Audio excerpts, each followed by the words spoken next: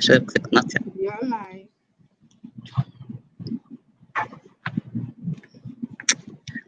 Hello, welcome everybody to the library's first author of the month for 2021. And we're happy to start another new year. And with us, we have Antigua's very own Miss Joanne Hillhouse to start off the ball rolling for 2021 for us. I'm sure it will be a very interesting interview. Miss Hillhouse is a very busy individual, and so we are so happy that she found the time to actually be able to have this interview with us. I see Miss Hillhouse has her tea.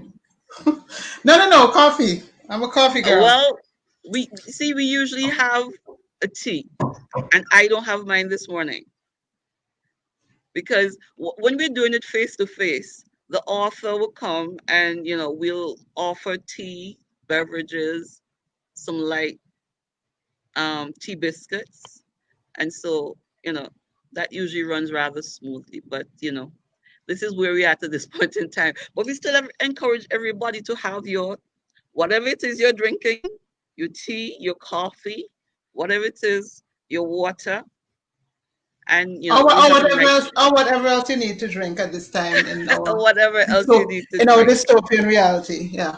Oh yes, oh yes. Right now I'm trying to increase my water intake, so that's what I'm doing. That's good. We should do that. We should all do that. Yes, yes. All right. So once again, thank you for being with us. We have with us Miss Joanne Hillhouse. And Miss Hillhouse, I'm gonna ask you to tell us a bit about yourself. Well, my name is Joanne Hillhouse. You see Joe Hadley in the tagline there. That's also a name I go by. I am from Artes Antigua, still gal from Artes Antigua in my heart and spirit. I write books, I write stories, I dream, I imagine, and I try to inspire the creative in all of us. So that's me in a nutshell. Yes, that's in a nutshell. I see that you are a very busy individual. Not only are you a writer and editor, you're also a writing coach, journalist, and then you have that Wadadley Youth Pen Prize writing program. I still try to figure out where you find time to sit and write because you're also a journalist. Well, I mean, I have a degree in mass communications from the University of the West Indies, and that was my initial sort of professional path. I always wanted to be a creative writer, but I guess I decided that maybe it wasn't practical, and so journalism was to be my path. And so I worked in journalism, TV, ABS television initially, and print, Antigua Sun. And when I started freelancing, Daily Observer newspaper. And in between there, I was also the first environment officer responsible for education at the National Solid Waste Management Authority. So I would say that my training and background is in journalism. My heart and passion is in creative writing. And because I freelance, I still do a fair amount of feature writing for magazines and other periodicals. And I have a column in the Daily Observer newspaper called Creative Space. So I basically keep my hands in different things. Basically, I like to say if it has to do with words and writing, then I do it. All right, that column that you have, Creative Space, is it specified to any one topic or it's just general? It is local art and culture. And to be honest with you, it's still kind of figuring itself out in the sense that I have done profiles, I have done reviews, I have done commentary, I have done sort of analysis. So it's not any one lane, but it's all about our art and our culture. And when I say our, it's not even necessarily limited to Antigua, though Antigua is a priority, but I've also done, for instance, reviews of a book out of Dominica. So it's a mix, it's creative space, it's about discussing the process of creativity and centering creativity in the discourse. Awesome. I see that you have a new book. Yes, yes, yes, yes. I have a book called The Jungle Outside, which is published by Collins in the UK. It is part of their new push to put out a number of Caribbean titles. So we have two books that premiered in the UK market so far from the Collins Caribbean series, Caribbean Big Cat series. The Jungle Outside, that's my book, with illustrated by Trinidad artist Daniel Boudou Fortuné. And there's another Antiguan book by Barbara Arundel, Turtle Beach, illustrated by Xavier and Archibald, an Antiguan illustrator. So this is my latest foray into the children's book market. I need to ask you this. How did you get into the Collins Big Cat series? Has this been ever done before? I don't know that they've had this kind of push towards Caribbean titles before, Yeah, because right. I've looked at the other Collins books, and it's an international series, but it seems to me that most of the content has been out of the UK. Yeah. Um, They approached me actually. I'm Oh, wow. assuming that some angels out there said, look at this author from Antigua, maybe her. And then I also recommended to them a number of illustrators and writers from Antigua and the Caribbean. So there are a number of other titles coming up. So I'm guessing it's a lot of word of mouth thing happening. Okay, look at this author, look at this author. Once they decided, okay, we need to do more in the Caribbean market. So um, it's one of those situations where your work goes before you and recommends you, and then someone comes to you and say, "Okay, do you have any ideas for this?" So I actually submitted a number of ideas to them, and this was actually a finished manuscript that I had, the only finished manuscript that I submitted, and that's because you're always writing and you have things stockpiled there. So I put Oh, it to them, and they like the idea, and I'm happy that it's now out in the marketplace. that's great. Do you think that then that I can call you a trailblazer in that sense? I don't know about trailblazers. I have a friend that doesn't like when we say firsts and blazing trails and so on, because our history is so undocumented that there are always people who have gone before, we just don't know. So I sit on the shoulders of everyone who went before me. I'm kind of picking my way through the trail that they've already cut.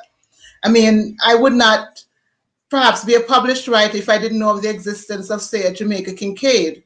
Because until I discovered Annie John, I didn't know that this was a possibility for us from the islands, from the island of Antigua, from this small space, to find a legging in that publishing world out there. And so there's always someone before. I mean, I'll say Prince, Giselle Isaac, these are all people who've published before me. And there are, if you go to the Wadali Pen website, you see a whole list of authors who came before Joanne Hillhouse. So she is walking the trail that has been blazed and also trying to cut her own path.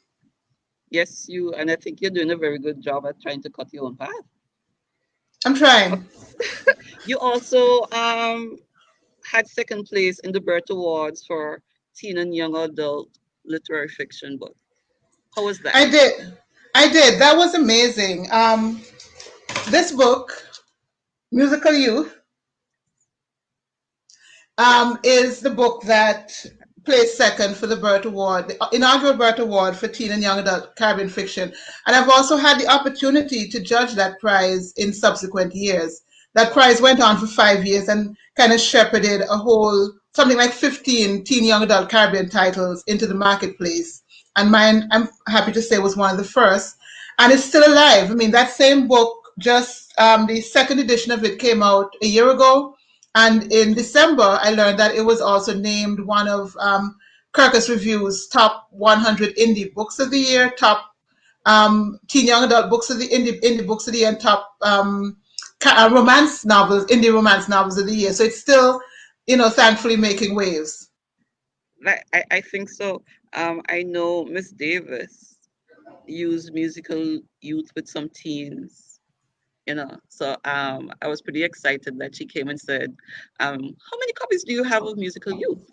I'm having a group of young people and I really like to use them. So we were able, thanks to your donation. Well, that's actually part of the beautiful thing about the prize is that the prize guarantees that the book is accessible to Caribbean teens. So the donation that I made to the library when the book was launched was actually through the prize because they want to make sure that they acquire a certain number of copies and kind of push them out into the marketplace. And Right. so it's actually been in a number of ways the book, perhaps the book that has traveled the furthest and come back in terms of the most returns. And I've met a number of young people who've really appreciated it, and I appreciate them. I think it's a good book. I love it. I love the characters, and I hope to revisit them someday. But I heard you said you did the second edition. The second edition of the same book, not a sequel to the original book. Okay. The Okay. sequel is still somewhere in draft in my hard drive. Okay. So, over time you have written, and I have to go back to my notes because you've written quite a few things. Um, The Boy from Willow Bend. That was my That first book, yes. yes, in 2002. Dancing Nude in the Moonlight, 2004. Oh, Guide, 2012. And then there's Musical Youth, where you got your second place award, Bert Award. There's Lost, a Caribbean sea adventure. Yes. There's With Grace. There's Fish Out of Water. Well, And Fish then, Out of Water. Sorry to interrupt you. Fish no, Out that's of go ahead. Water. Okay, so if I'm just to make some bring some clarity to what you just said. My first book was Yes, The Boy from Willow Bend. yes. My second, that was with Macmillan Caribbean, and my second book, Dancing Nude in the Moonlight, also with Macmillan Caribbean. Boy from Willow Bend was reissued in 2009 with Hansib, and it was Yes. on the school's reading list in Antigua and in also in Anguilla. And Dancing Nude in the Moonlight was reissued with Insomniac in Canada in 2014. That's the anniversary edition, Dancing Nude in the Moonlight, 10th anniversary edition, and other writings, which includes a lot of my poetry and short fiction that have been published over the years. Oh God came out in 2012. That's my first full-length novel. That was with Simon and Schuster. Then subsequent to that, Musical Youth, which won the second place in the Burt Award, as you mentioned. And then I started writing children's books at some point because I had a script, Fish Out of Water, which was originally published, and then the manuscript, the story of Fish Out of Water, is actually the same story as Lost, a Caribbean Sea Adventure. It's actually the same Oh, story reissued with a different publisher. And so Lost, a Caribbean Sea Adventure with Caribbean Reads Publishing, which is also the publisher of Musical Youth, they have also done a Spanish language edition of Lost, so Perdida una aventura en el mar Caribe, and then, of course, with Grace, it is a Caribbean fairy tale, and now The Jungle Outside. So three children's picture books, two teen young adult novels, and two adult contemporary novels. oh, wow. That's what I'm saying. So, when do you actually find time to sleep then? Well, I'll let you know. Because you keep going. Um, your first book, The Boy from Willow Bend. Yes, That I like that book. it's That close that to my seems to heart as bring out well. a myriad of emotions once you're reading it. I'm glad to hear that. That's the hope, right? You don't want people to read your stuff and be like, oh, you want them to read it and be like, oh, I love it. So that's good. That's good news. Yeah, I'm also tickled pink because as I was going through it, as I was reading it, you know, I mean, it was so interesting and rather amusing that whereas something will make you sad, something will make you kind of teary eyed, you know, in the midst of that, you're gonna burst out laughing because you're seeing words like tankalele, lele, so soft, sucker bobby. I mean, Guy Fox night, and to me that made me laugh. So I'm saying like, you just took me through a slew of emotions, and I'm hoping that everybody else will get that when they read that. Well, I remember one of the first, because I put a lot of stock by reader reviews. When you're coming from a small place and you're just starting out, you don't get a lot of the critical attention from the big publications. So the reader reviews are the only feedback you're getting for a long time. And reader reviews in Antigua don't just come online. They come from people meeting you in parking lots at the supermarket and telling you, oh, I Right. read your book and here, why. So I met a woman very early on after The Boy from Willowbend came out who said that she was in another room and she had to go into the bedroom to see what was killing her husband. So he was killing himself laughing, and he was reading the book, The Boy from Willowbend. Yeah. So I was like, that's good. And Yeah. I will say this, that I mean, what you said just now, it means a lot to me in terms of the nuances of emotion that comes through, because that's always the intention. Um, the boy from Willow Bend is, by any measure, growing up in abject poverty and in an abusive situation, and yet there is laughter, and yet there is Yes, love, and yet there is yes, hope, and yet there is dreaming and fancifulness, because that is life. Life is yes. not just one thing, it's a myriad of things. And so that's what I tried to capture of this young boy coming of age in Antigua in this particular time. I tend to think with an interview with you, we need a single interview for each book. Okay. No, I have this question. Where is Dead End Alley or Willow Bend? This is an interesting conversation that came up the other day with Petra Williams, and she was interviewing me for The Spectator. Dead and Alley does not exist. It's Oh my fictional, right? gosh. That's But disappointing. but but fiction is a um, mirror house of reality. So there is somewhere that inspired Dead End Right. Alley. Yes, Um, yes. but what I've noted as I was thinking about it the other day when I was talking to her is that there's things that don't belong there that I put there because I need them to be there. So, for instance, Right. Okay. the hedges with the butterflies, that was never at the space that I thought of as Dead and Alley in my head. That was at another place, but I moved it because you can do that in fiction, and then Yes. you can invent other things. So the thing that's true of Dead and Alley and the physical space that is inspired it is the willow trees. The willow trees are one of my earliest memories when I was growing up when I was born into life in Commercials Avenue. And so the willow trees is what I took from Dead End Alley. The rest of it, most of it is invented. The pond, the hedges, those are from other spaces. But the willow trees and the alley that goes nowhere, that I took from Commercials Avenue, my first Well, place. you really made it come alive. And thank you, I appreciate that. Okay. That piece you did in Essence magazine, Mirror Mirror. Mirror, mirror, yes. I really tried to find it, and the I link guess for both of you'd have to get a back issue of Essence. I did try to upload it because it's a single page essay. So I did try to upload it to my blog, johadley.wordpress.com, but it might not be particularly clear. But you can order back issues of okay. magazines and so on. But that article that actually came about when I was invited to the literary festival in Anguilla. I presented there on OGAD, and they had been doing the boy from Willow Bend. So I met a lot of the kids there and so on. And on the way back from Anguilla, I got into a conversation with the editor at the time for Essence, who was at the festival. And she was, we're talking about Jamaica Kincaid and so on. And then she ended up mentioning me in the article that she did covering the festival. And then subsequently, we got into a conversation about me doing something for the magazine, and I did that. And it's kind of reflective of the themes that I went on to explore in Musical Youth about self-love when you're black and how revolutionary it can be, and um, colorism in the black community, the ways we're taught to hate our hair and our skin tone and our features, and with all that goes all the way back generations before we came along. And it's the journey to self-love and self-acceptance is part of the journey that we're on now. And I kind of channeled the article through this doll that I loved as a child, and the doll was almost like a mini me. My sister and I had one.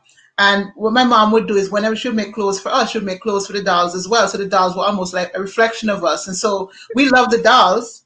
And so we didn't see the dolls here. We used to plait the dolls here because it had hair like ours and so on. Right. And this was kind of, at the time, I mean, there was so many, most of the dolls were with the corn silk hair and the white skin, but we had these black dolls that looked like us. And it goes a long way subconsciously to teaching you, or to priming you to accept yourself and love yourself.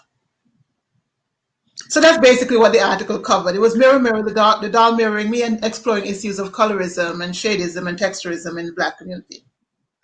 Yes, but then it still has a very important conversation that needs to be held Oh, from for time to sure. time. For a long time, yeah. Yes, yes, yes. Okay. So we've discussed so many of your books. Now, when did you really figure out that you wanted to become a writer? Is it something that you knew from the time you were very small? Were you just writing little tiny stories and reading it to others, or did you realize that as you got older? Okay, so my dad tells me that I was reading before I had words. I would be making up, like the book has pictures, I'd be making up the story because I didn't know what the actual story was. I know that I used to daydream a lot as a child. I know that the family in the social studies books in primary school, I used to give them a whole life in my head. Um, I know that I've always been writing and always loved reading and always had a propensity to daydream. I did not know, and people who knew me when I was young would say, "Oh, she's going to be a teacher or something like that," because you play school as a child and so on. But the idea that I want to be a writer perhaps solidified during my state college years when I was writing. I started writing a lot in my teens, creating stories a lot in my teens, and publishing locally in my teens, and then going to work in local media. But I didn't know, as I said earlier, how to make this happen or that this could be, that I could be a writer. I didn't know any writers from Antigua apart from the Calypso writers.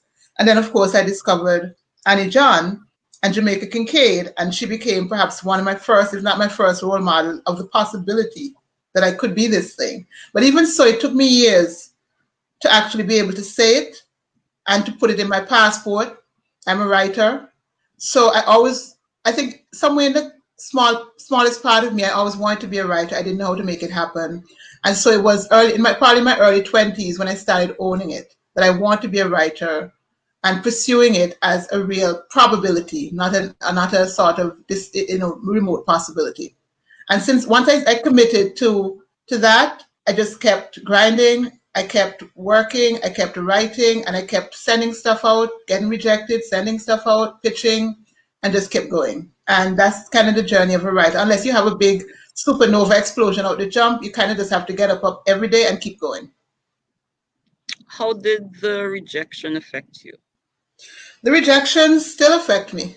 I still get rejections, so yeah, they still affect me. Oh wow. But within that, I still also get offers and opportunities, and it's a mix, right? So rejection is just a part of the writing life. If you're trying to publish, someone is going to see the possibility of the work and someone isn't. And sometimes it's about the work, maybe the work needs more work. Sometimes it's not about it at all. It's just not the right person, the right market, the right time. So um, sometimes the rejections bring me to tears, and sometimes I just keep it moving. The worst rejections you remember? Like I remember, I'm actually gonna put myself on the table with this one. I remember this is from years and years ago when I had submitted to a regional literary publication, and they had accepted a fiction and a poem. They published the fiction, but they didn't publish the poem. And then when I followed up to query about when they're going to publish it, the response I got was, "Your your poetry is not up to the standard of your fiction." Oh So, wow. so, like, okay. So it was kind of interesting to me. Just this week, I got a copy. I got my contributor copies of Skin Deep. Do I have it there? I got my contributor copies of Skin Deep, and I just blogged on my journal about the fact that I have 3 poems in Skin Deep, which is a UK publication, and I mean this is a paying market, so they paid me to publish those poems, and so it feels like the needle has moved a Vindication. little bit. The needle has moved a little bit. I'm not a poet. I am a poet in that I write poetry, but I mean, you have poets that are poets who are like masters of the craft. I think of myself as a fiction writer. So that was one rejection very early on. And then there was a more recent one. Um, what did it say? Some of your writing lacks polish, and they basically don't think that there's anything they can do with it. And in the midst of that, you're getting offers to publish your book and to publish. I've published this past year in Publishers Weekly, and I have a story coming out again in this UK big box anthology. So it's like this, so some people are going to love it and some people are going to hate it, and some days it's going to hit you like a punch to the chest because it's your work and it means everything to you, and some days you realize it for what it is, that it's just part of the journey and you keep it moving. Okay. Don't let it ever stop you though. Right. That's good. You mentioned the publishing aspect of it. How does the publishing process work for you? Well, there are different paths to publishing. There is self-publishing, hybrid publishing, which is a combination of self and traditional publishing. I've always been traditionally published, with the exception of a poetry collection called Unbecoming, copies of which no longer exist anywhere. Someone was asking me, where can I get a copy? I'm like, you can't. It does not exist. But that's the only thing I've put out myself. Everything else, I basically go through the process of researching the publishers that I think are a good fit for my story that I'm Okay. trying to sell. I go to the publishers. I mean, it's very easy now. You go to the publisher's website, you check out their submission criteria. Not easy, but it's easier than when I was trying to publish The Boy from Willow Bend. Um, these days, I work mostly through an agent. I've had an agent since before OGAD. It was actually the agent that brokered the sale for OGAD. And since then, some things are sold through my agent and some things I sell directly. Um, my agent is based in the US, so I mostly work through the agent for US when I'm trying to place things in the US market. Right. But the agent also gives me advice on other things in other markets as well. So basically, the process is you try in terms of traditional publishing, you try to find the markets that are, and you have to send out. You're going to be, I mean, send out multiple things over time. It can take years.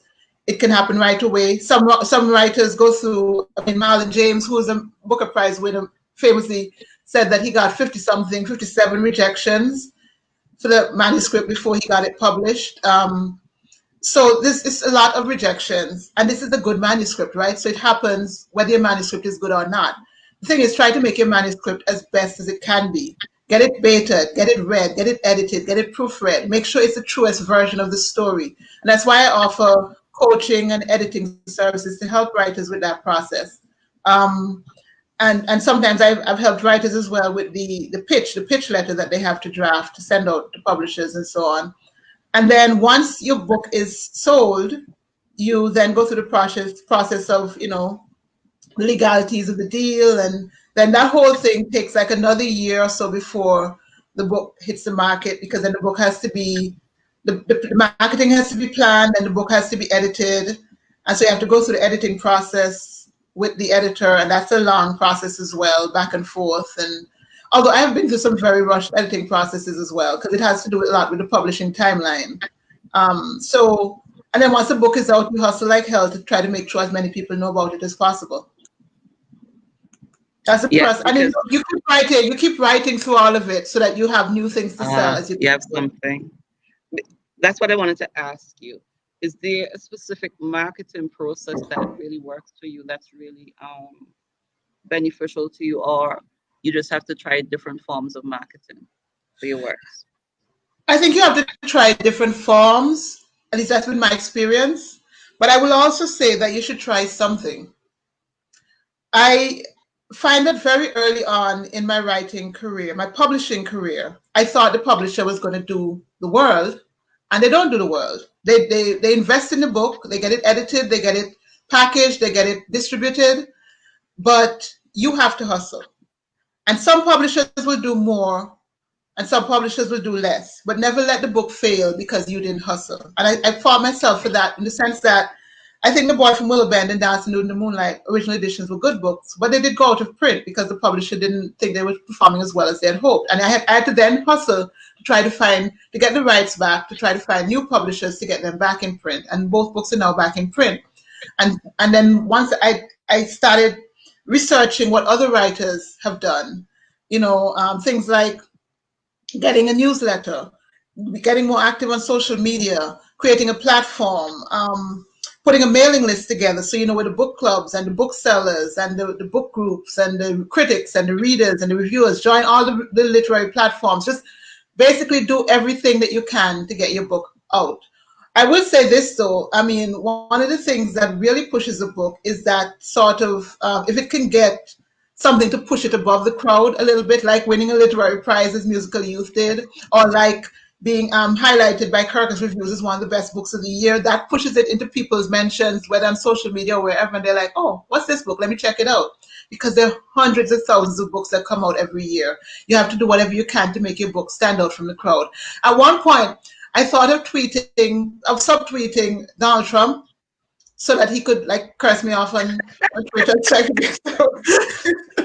But I didn't. I wasn't. I didn't do it. But I thought about it. I thought about it.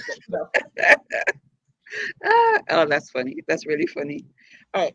Based on what you just mentioned, though, I'm thinking about literary art festivals in Antigua. I think it will help our local authors, but how easy is that to accomplish? I know, I'm not sure if you tried it or a group of you tried it before because I think I've been to one or two. This is actually a bit of a sore spot for me, but I will delve in. Um, Yes, Antigua has so much talent, and it it has does. people with vision who start things, but then they lack the resources and the support to continue those things. That's one of the reasons I've fought to keep Wadadli Pen going. I don't want it to be another thing that was started and didn't continue. But we've had literary festivals in Antigua, just like we've had jazz festivals before other people did, and performing arts festivals and other things. Um, we had a literary festival, the Antiguan. We started off as the Caribbean International Literary Festival and rebranded as the Antigua and Barbuda International Literary Festival, started by Joy Bramble and Pamela Atherton. And finances, support, resources. It went on for a few years, and now you have literary festivals up and down the Caribbean. They're great tourism draws, they're great literary booths, and me and Antigua don't have one. A few years ago, No, some of us got together and did a Wadadli, what's it called? Wadadli book fair. But it's all volunteer work, and it's all trying to make it happen yourself, and basically you need the infrastructural support, you need the financing, you need the government, you need the business community, you need to be able to staff it so that it can have someone who's responsible for making it happen.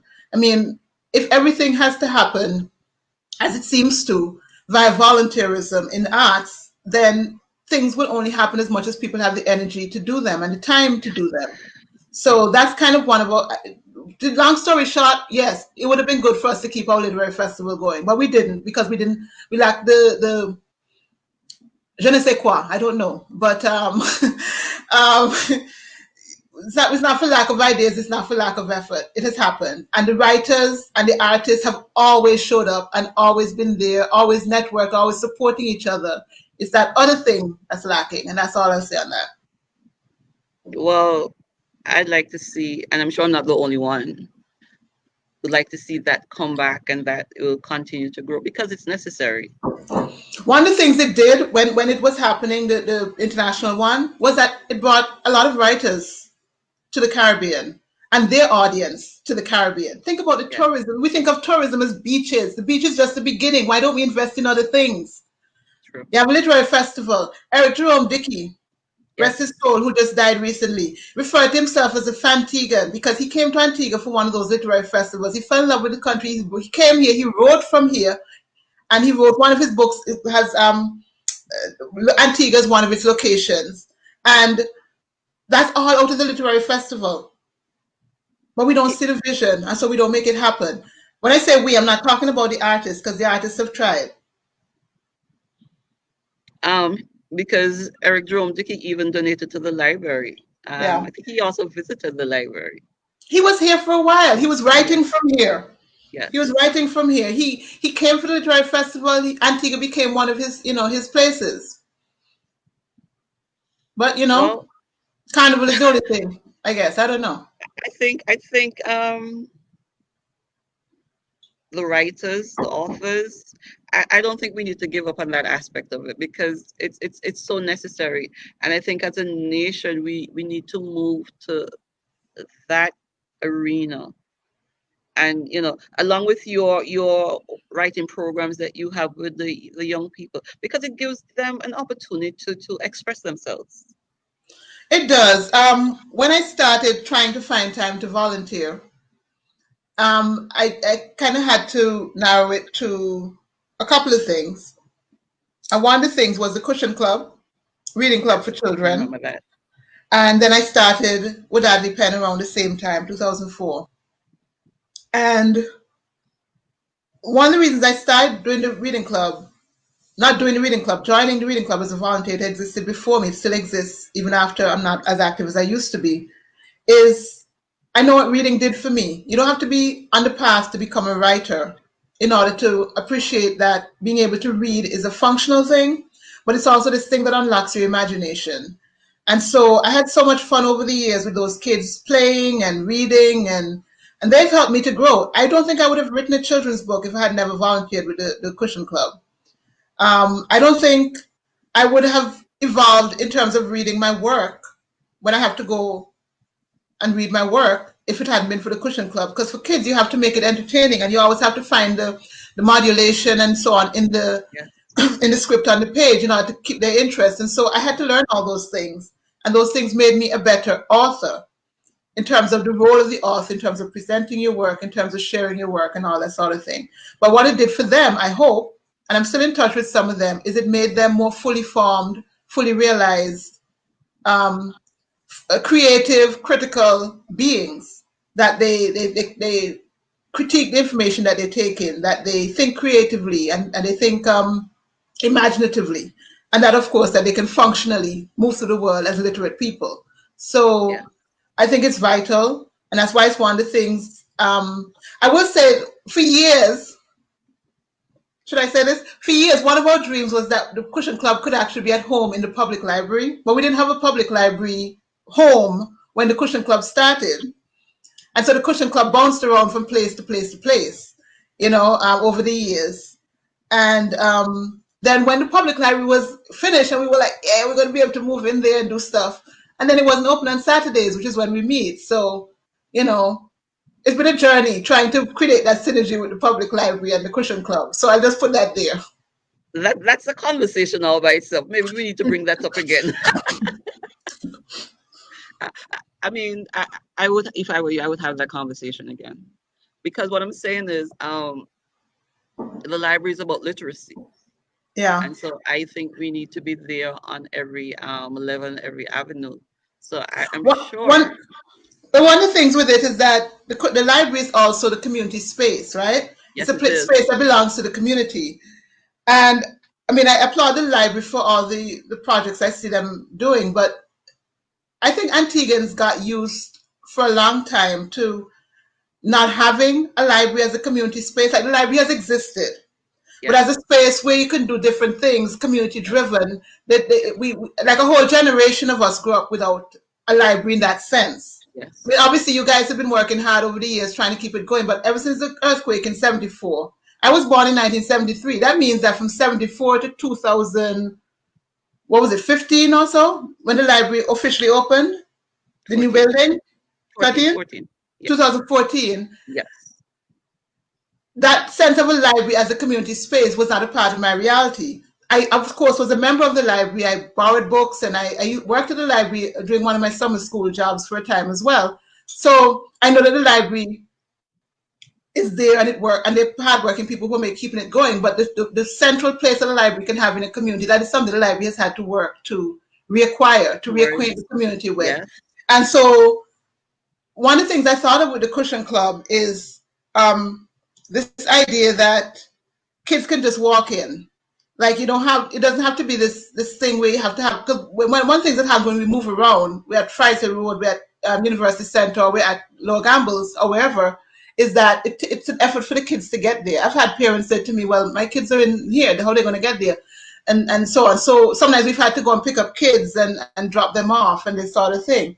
To be in a community space that is central like the library, it means that we can actually expand what the Cushion Club is, the possibilities the Cushion Club um, can do. But we haven't made that connection as yet. So let's put it that way. But it's been one of the So dreams. we're gonna make that connection, are we? But I It's don't see back why in your not. court. It's back in your court. So we'll see what happens. Well, is the library open on Saturdays now? Saturday mornings? Because that's the thing, Not right? for no, not for services, but then there are certain programs that take place on Okay. Saturdays Okay. So we'll have to because explore that again. Yes, The because Cushion, the Cushion Club family has recently suffered a severe loss. One of our, so we're actually kind of in grieving at the moment, but once we are able to get up and running again, we will reach out about that. because pre-pandemic, we had chess on Saturdays, we had warrior on Saturdays. Cool. We had a few programs. So Oh those my, sort of programs get to come in on the Saturdays, even though we're not open for services on Saturday currently. That still there are programs that take place in the library on Saturday. and how do you deal with the pandemic issues, social distancing and all that? Because that's been a concern. Yes, we're so happy for the space that we have. So we're still able to accommodate individuals. Okay. Okay. Well, we'll There look into is it enough then. space. Pardon me? I said, well, we'll look into that then in terms of Correct. starting that There's enough conversation. space for that. Okay. And we're trying to put a lot of our programs online, hence Author of the Month online. So Yes. Yes. it's it's it's both a challenge and an opportunity. So we just grasp it and go forward with it. Yeah. I mean, I've worked from home for many years. So in terms of my work, that's kept going. But there's a lot of things a lot of ways we've had to readjust our life. And that's good and bad. There's things that we've learned to do better. There's things, there are opportunities like this to bring not just the people in the room into conversations like this with people from anywhere in the world that I don't think necessarily would have been considered if the pandemic hadn't said, okay, we're going to shut you down. Now, can you find a way to do it another way and to do it better? So it's good. I mean, it's not good. Obviously, we want to get the vaccines and get back into Yes, life and yes, yes, all that. But in some ways, it has taught us to reconsider how we do things. And that can be a good thing. which is a good thing. I see Petra Williams saying Saturday programs needed back. Yes, Petra, acknowledged. You can always depend on her for that. Individuals are saying that they really need to go out and look for your books. So kudos Or to that. they can go out and look for my books. I know a number of them are in the local bookstores, and I always encourage people to support the local bookstores because that's part of the community. If you can't find my books locally, you can order them through the local bookstores, or you can also find them online. All of my books are available online. Some as ebooks, some as Lost is also available as an audiobook. Um, and different formats. So the books are out there. The publishers are international, so the books are out there on multiple retail platforms and in local bookstores. In wherever you are, you can find them or order them through your local bookstore. Right.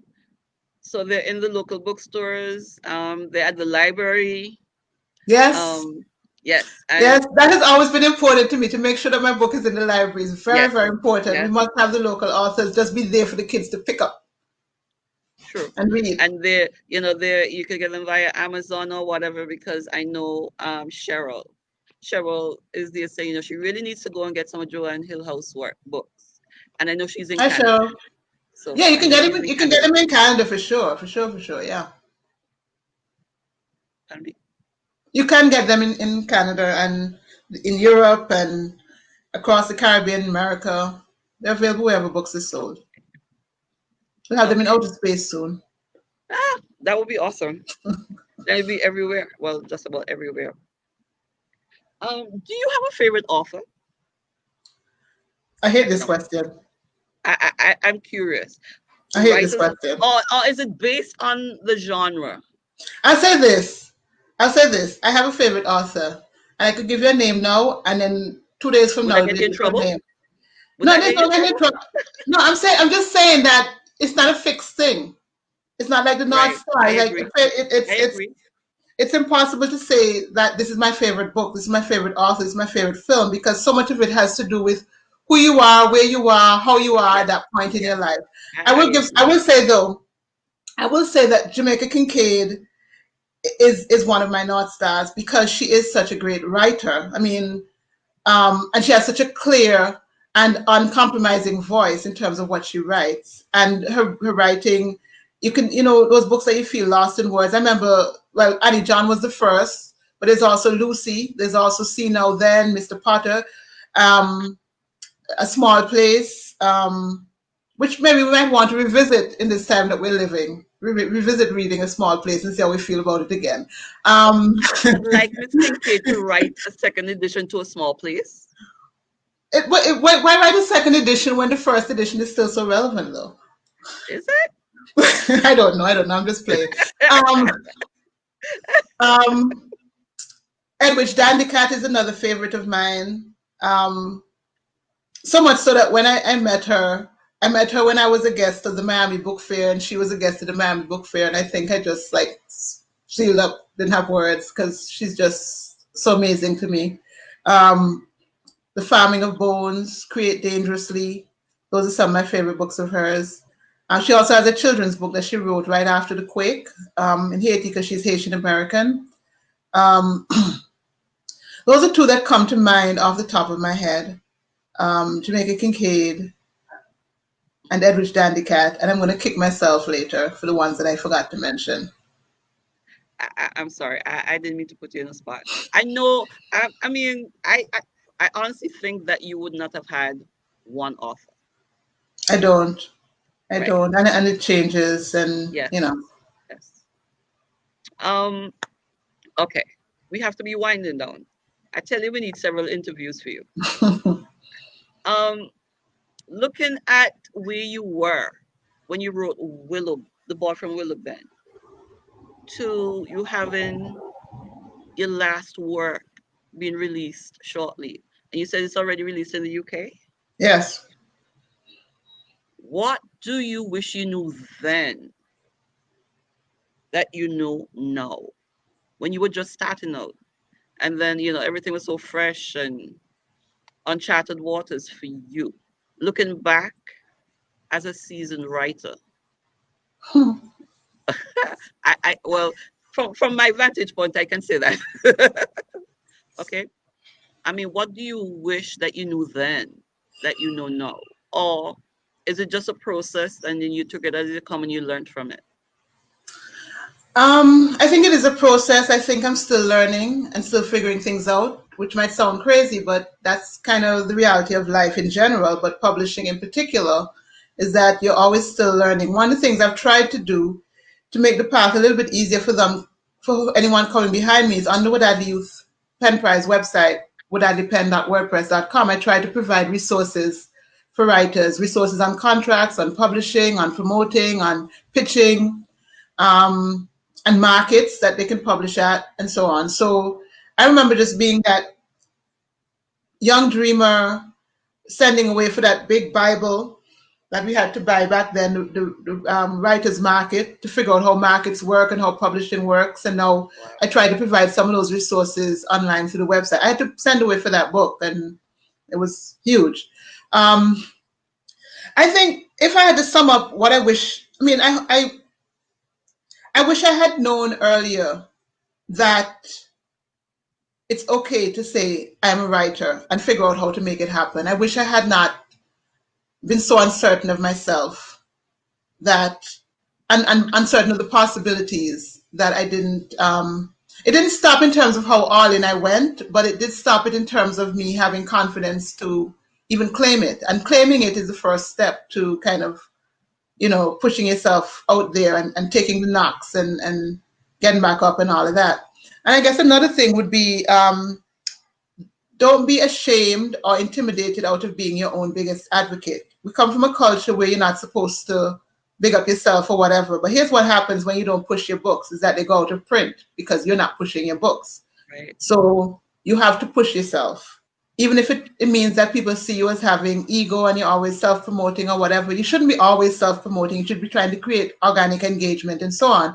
But you have to push yourself. You have to push your work. You have to put yourself in. You have to, the visual I think of is where's your foot in the door. That's the visual I always use. Maybe I even need to change that visual to kick the damn door in because nobody's looking for you, right? Nobody's looking for you. So you have to announce yourself and you have to keep insisting on your right to be in the room. And so I think that's something I'm still working on, but it's something that I wish I had kind of started working on earlier. I think a wake up call for me was when my books went out of print and I realized that I felt like it was over. the first two books, Boy from Wilburn and Dancing New, went out of print with Macmillan when they pulped the books, and I was like, and I at a certain point I decided, no, it's not over. Now what are you going to do? So um, then I started getting my rights back and approaching other publishers and looking for an agent. So and setting up my website and doing all the proactive things. I said the literary festival. I remember going to a workshop with that first literary festival where they talked about, for instance, setting up a mailing list, setting up a website, and it like went all in, do all those things that perhaps might come naturally to authors now. But when I was starting out, it felt like, not the kind of thing that came naturally to me. So be proactive, be your biggest advocate, and communicate what you don't understand. Um, ask questions, take the rejections in stride. All those things are things that are still part of the journey, still part of the learning. But I think coming earlier to the realization that this is who I am and this is what I'm all in on this. Now what? Figuring out the now what is the thing that perhaps I could have figured out earlier. But the writing was always there. Whether I publish another word or not, I will always be writing.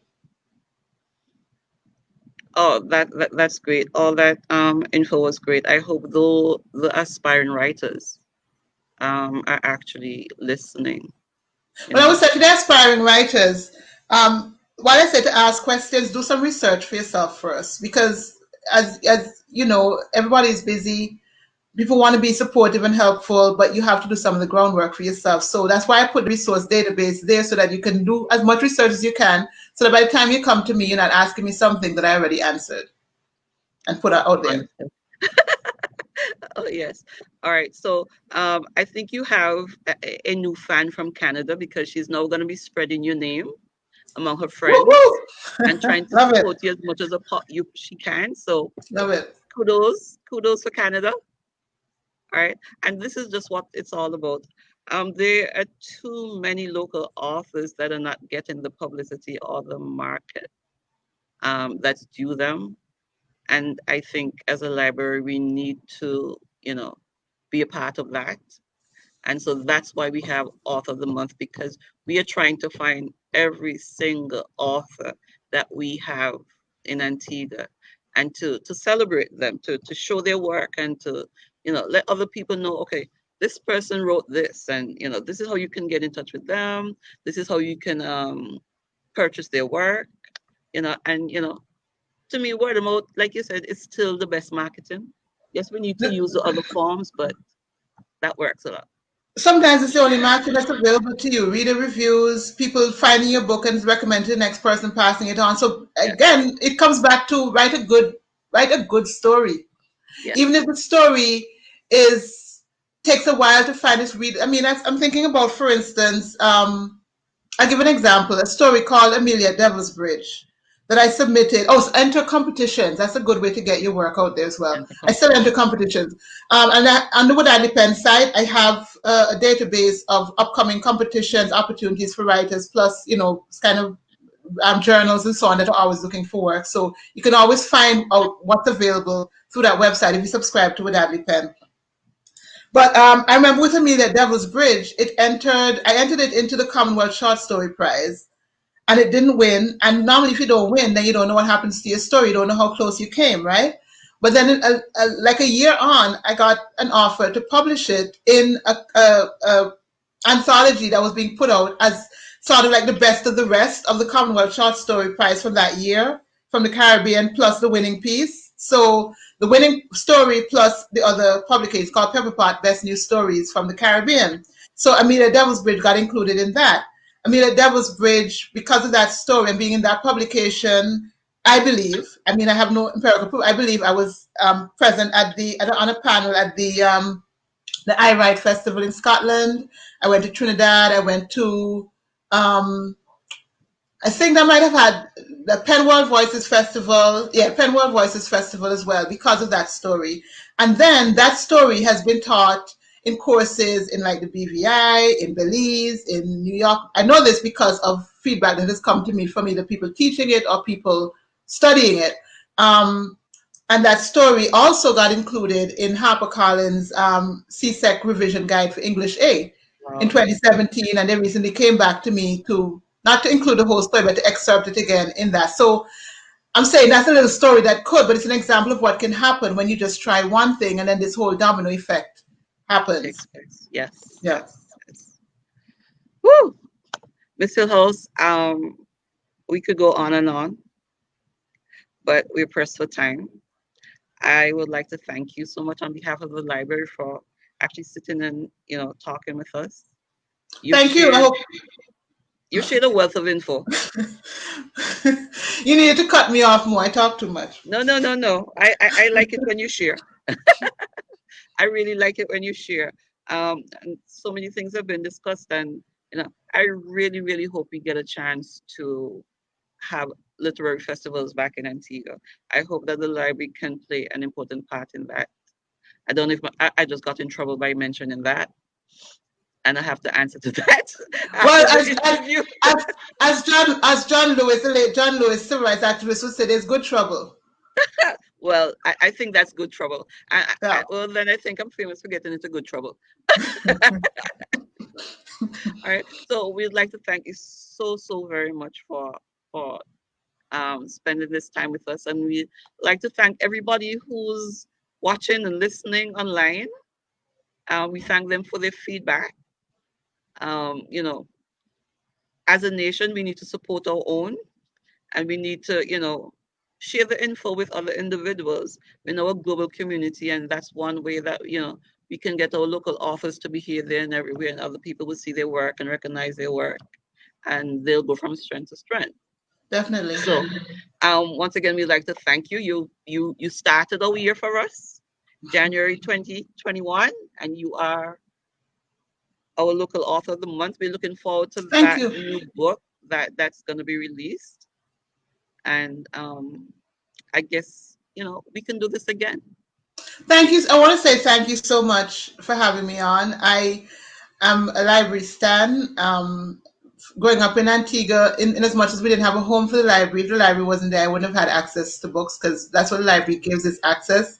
Um, I want to take the opportunity to also encourage people, anything that we didn't get to cover, anything that you want to know further, check out my blogs, Joe Hadley, johadley.wordpress.com, and check out the wadadleypen.wordpress.com. The Wadadley Pen Challenge season is gearing up. We need supporters, sponsors, prize donors. It's a tough year to ask people to give, and so we're hoping that people will volunteer to give Right. um, what they can. Basically, thank you to my readers. Thank you to anyone who's ever supported me. Thank you as well to the Public Library for having me. None of us do this alone, and I'm grateful for the opportunity to do the thing that I love, and I hope to be able to continue telling stories. Well, we wish you much success in all of your future endeavors. Thank you. Um, for the month of February, we're gonna be having Mr. Sean Mayo. Okay. 12 to work, 12 jobs. Six, Some six jobs. six. Spells would have I been have to, interesting. I have to tune in for that one because I admire the hustle. Yes, I think that's scheduled for February 17th. I'm not sure of the date, but we'll be posting it. Yes, February 17th. Cool. So we'll be having some promos there, and the library will be sharing your links, Joanne, so other individuals can see it, and we can keep the news spreading. I appreciate We'd that. also like to thank all those who tuned in for your comments. We really appreciate them. And I'm just wishing everybody, a wonderful day. And yes, remember to support Miss Hillhouse. Thank you. Bye.